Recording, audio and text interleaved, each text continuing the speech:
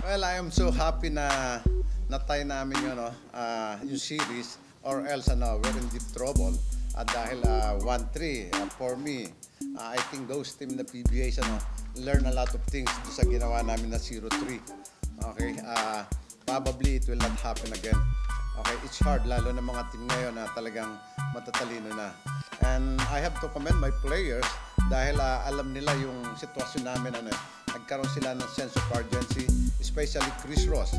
Talagang to the point na gusto niyang solohin na lahat Gusto niya ipanalo lahat I have to appreciate that guy dahil he's really focused on this game. And I told Junmar na don't concentrate on your offense. What I want from you is you have to defend the shaded area, which happened naman itong second half, especially nung nakasoon kami. And then sabi ko, I don't care kung score ka ng double figure or not. Luckily, we score para siya 15 points. I don't know his rebounds.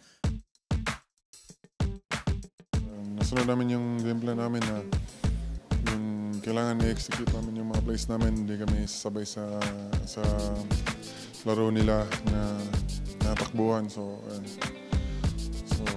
ayun guys. May mga lapses din kami nung in-game Dami namin turnover. So kailangan talaga i-minimize namin yun. Doon yun.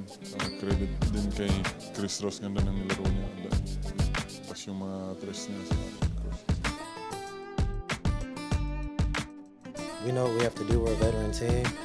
And I just told the guys it's a long series and even it up game 4 and then go from there. And we kind of changed the game plan up a little bit and it worked. So we know they're going to come back with a counter. So we just got to watch film and just get better on the things we're doing.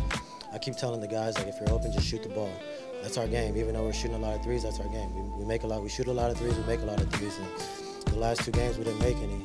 So the game was still close. But today, we made some and kind of opened up for Jumar. And Jumar's making the right play. When he sees the double, he's kicking it to the open man, and he's making it easier on us. So kudos to Jumar.